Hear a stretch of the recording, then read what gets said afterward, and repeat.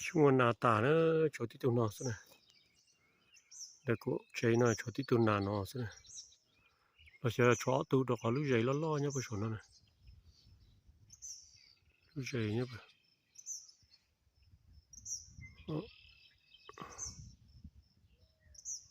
Lúc bỏ lúc dậy nhá bà chỗ.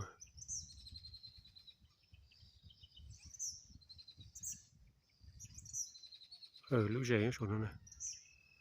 Lúc dậy nhá chỗ nó gì. Thế giờ mà cho nửa đen nửa tụ khu nè. Thế mà cũng phải bỏ nửa. Bỏ tí tụ nó tờ xí nè. Bỏ tụ nó tờ xí nè. Chỉ bảo để cho auto là cho ít tụ ra. Tôi cũng lo nói chứ chống tay bao nhiêu cho bất cứ gì bao nhiêu thì là lý bất cứ nó gì cũng to ta vậy. Tôi tập lâu là chỉ từ vậy cho cái nó bỏ tụ nó xí nè. Chỉ bảo cái này cũng một tụ khu.